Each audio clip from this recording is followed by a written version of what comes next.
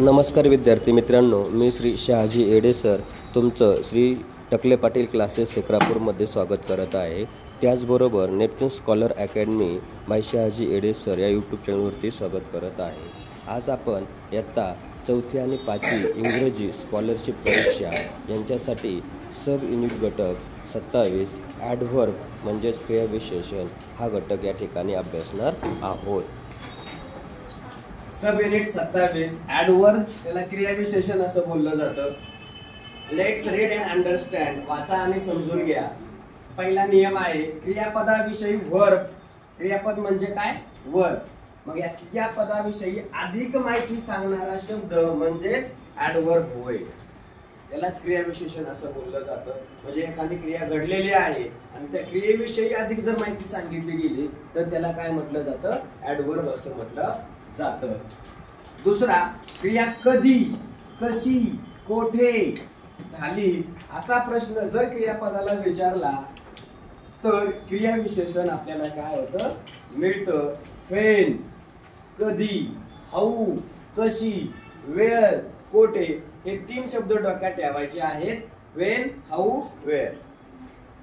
कधी, कशी, कोठे क्रिया घडलेली आहे याला जर प्रश्न विचारला गेला तर आपल्याला उत्तर मिळून जातं ॲडव्हर्ब। एक्झाम्पल बघा, ही राइट्स स्लोली। तो कसा चालला? तो कसा लिहितो? बघा, तो कसा लिहितो? हाऊ लिहितो कसा? उत्तर काय आलं? स्लोली। मग हे उत्तर मिळाले म्हणून स्लोली हे काय झालं? ॲडव्हर्ब। क्वेश्चन काय विचारला होता क्रियापदाला? कसा, तो कसा लिहितो? How write. उत्तर काय भेटलं? स्लोली, हळू लिहितो म्हणून ते उत्तर तुमचं काय झालं? स्लोली हे उत्तर आपल्याला या ठिकाणी ॲडव्हर्ब म्हणून पाहायला मिळालं। आता पुढचा आहे टाइप ऑफ ॲडव्हर्ब्स। काय आहे? Type of adverbs. याला पहिला टाइप ॲडव्हर्ब्स ऑफ प्लेस, स्थलदर्शक क्रियाविशेषण असं बोललं जातं। स्थळ, जागा, निश्चित याला म्हणायचं स्थलदर्शक क्रियाविशेषण। क्रिया कोठे झाली हे ज्या शब्दामुळे कळते, बघा क्रिया कोठे झाली हे ज्या शब्दामुळे कळते त्यालाच ॲडव्हर्ब ऑफ प्लेस या प्रकारामध्ये आपल्याला टाकता येतं। म्हणून क्रिया कोठे झाली असा जर प्रश्न विचारला गेला हे जर आपल्याला कळलं तर त्याला आपण म्हणतो adverb of place. For example, near, here, there, up, down, somewhere म्हणजे जवळ, इकडे, तिकडे, वर, खाली, सगळीकडे असे जर शब्द त्याच्यात आले तर त्याला आपण काय म्हणणार? ॲडव्हर्ब ऑफ प्लेस असं बोलणार।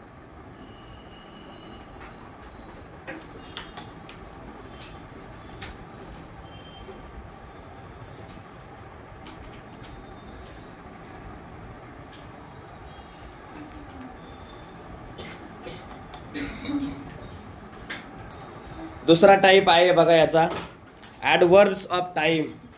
काय आहे? ॲडव्हर्ब्स ऑफ टाइम। यालाच कालदर्शक क्रियाविशेषण असं बोललं जातं। ॲडव्हर्ब ऑफ टाइम्स म्हणजे वेळदर्शक, कालदर्शक असं त्याला बोललं जातं। क्रिया केव्हा झाली? बघा, क्रिया केव्हा झाली हे ज्या शब्दामुळे समजते ते ॲडव्हर्ब्स ऑफ टाइम या प्रकारामध्ये काय होतं? मोडतं। म्हणजे जे वाक्य आपण पाहतोय क्रिया केव्हा झालेली आहे, आज झालेली आहे, उद्या झालेली आहे, सकाळी झालेली आहे, आता झालेली आहे, याच्यासाठी ॲडव्हर्ब ऑफ टाइम्स क्रिया केव्हा झालेली आहे हे ज्या शब्दामुळे समजते ते ॲडव्हर्ब ऑफ टाइम या प्रकारामध्ये मोडते। फॉर एक्झाम्पल बघा, early, now, then, today, yesterday, recently, soon, लगेच हे जर वाक्य आलं तर त्याला काय म्हणायचं? ॲडव्हर्ब ऑफ टाइम असं बोललं जातं। तिसरं ॲडव्हर्ब ऑफ मॅनर, याला रीतिदर्शक क्रियाविशेषण बोललं जातं।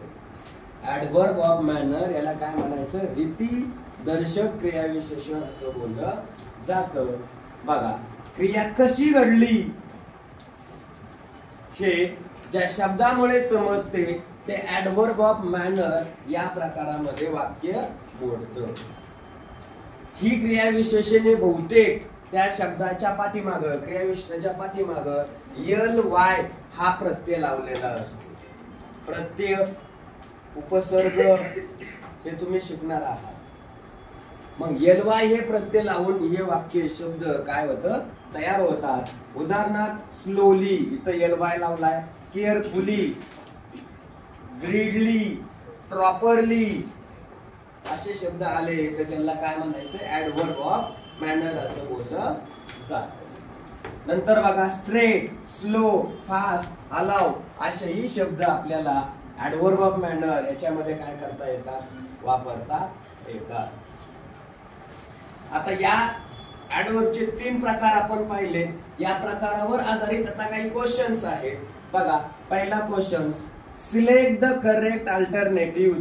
हा 2018 ला विचारलेला क्वेश्चन आहे. काय विचारला होता, we should cut our nails. बघा, we should cut our nails. तुम्ही तुमच्या हाताचे जे नेल्स आहेत नख कधी कापता, डेली कापता? नाही. अर्ली नाही, केअरलेसली नाही, रेग्युलरली. रेग्युलर काय केली जातात, कट केली जातात.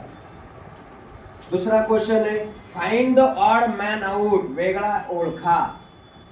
आता बघा, कर्ली, रेग्युलरली, डेली आणि अँग्रीली याच्यामध्ये जो वेगळा आहे तो कुठला आहे, कर्ली हा शब्द वेगळा आहे. बाकीचे काय आहे तर तुम्हाला या ठिकाणी ऍडव्हर्ब पाहायला मिळत आहे.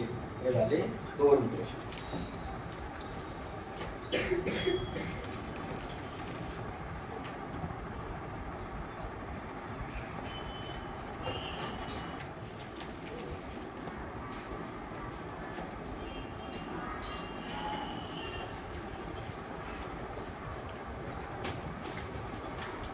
तिसरा प्रश्न आहे, find out the correct word to complete the given diagram. Diagram दिलेली आहे.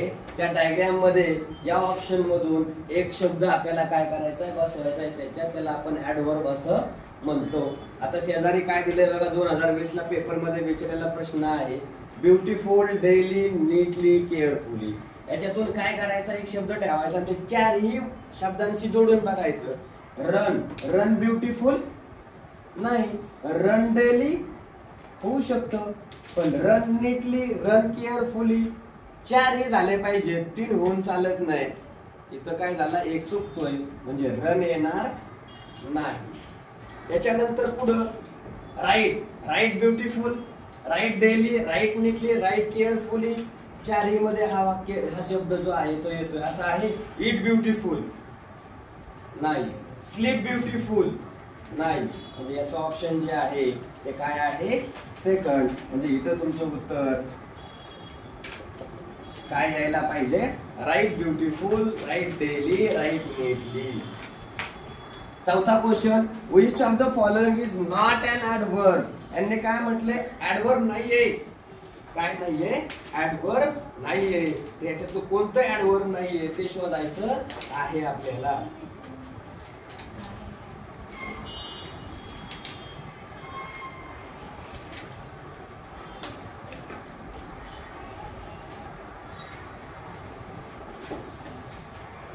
बघा, नाईसली, केअरफुली, बॉल्डली आणि लवली हे जे आहे हे आता मेन याच्यात काय आहे, लवली हे ऍडव्हर्ब नाहीये.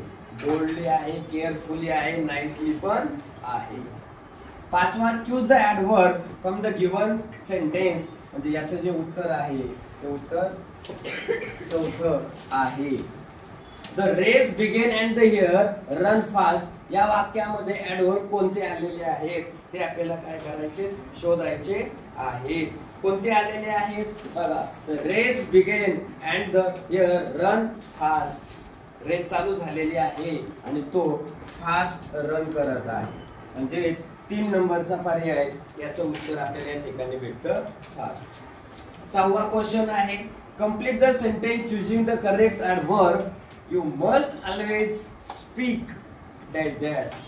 बघा, वी मस्ट ऑलवेज स्पीक हा क्वेश्चन या ठिकाणी दिलेला आहे.